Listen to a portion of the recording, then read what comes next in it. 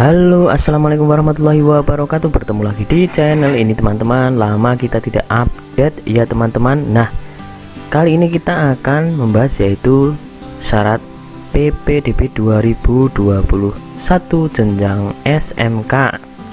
Sebelum itu, untuk mengikuti video-video dari kita, jangan lupa klik subscribe, like, dan komen.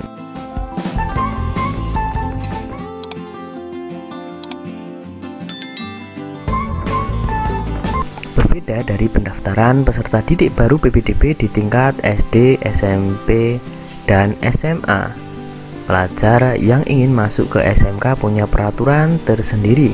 Dalam surat edaran Menteri Pendidikan Nadiem Makarim nomor 1 tahun 2021, selain mengatur soal pelaksanaan PPDB di jenjang SD, SMP, dan SMA, juga membahas soal PPDB di tingkat SMK.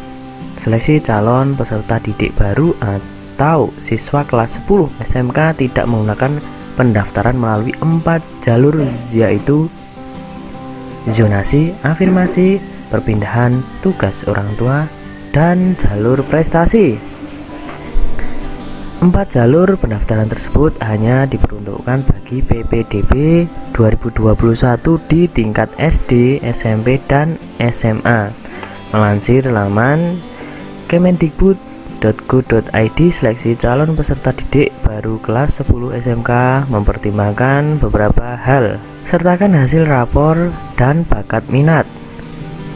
Rapot yang dilampirkan dengan surat keterangan peringkat nilai rapot peserta didik di sekolah asal. Rapot menggunakan nilai pada 5 semester terakhir. 2. Prestasi di bidang akademik atau non-akademik. 3. Hasil tes bakat dan minat sesuai dengan bidang keahlian yang dipilihnya dengan menggunakan kriteria yang ditetapkan sekolah dan dunia usaha, dunia industri, atau asosiasi profesi.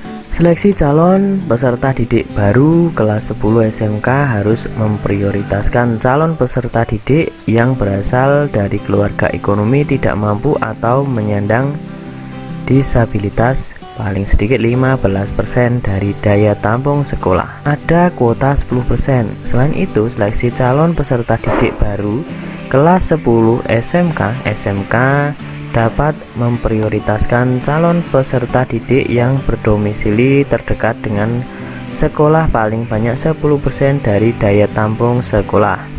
Dalam SE tersebut juga diatur hal-hal yang terjadi saat PPDB, misalnya saat suatu sekolah memiliki jumlah calon peserta didik yang melebihi daya tampung, maka sekolah wajib melaporkan kelebihan calon peserta didik tersebut kepada Dinas Pendidikan sesuai dengan kewenangannya. Dinas Pendidikan sesuai dengan kewenangannya menyalurkan kelebihan calon peserta didik bagaimana pada sekolah lain dalam wilayah zonasi yang sama. Dalam hal daya tampung, jika sekolah lain dalam wilayah zonasi yang sama tidak tersedia peserta didik, disalurkan ke sekolah di luar wilayah zonasi atau di wilayah pemerintah lain yang terdekat. Penyaluran peserta didik sebagaimana dimaksud dilakukan sebelum pengumuman penetapan hasil proses seleksi PPDB, yaitu sekolah tidak boleh menambahkan rombel. Dalam pelaksanaan PPDB, sekolah yang diselenggarakan pemerintah daerah tidak boleh menambah jumlah rombongan belajar. Jika rombongan belajar yang ada telah memenuhi atau melebihi ketentuan rombongan belajar dalam standar nasional pendidikan dan sekolah tidak memiliki lahan atau menambah ruang kelas baru.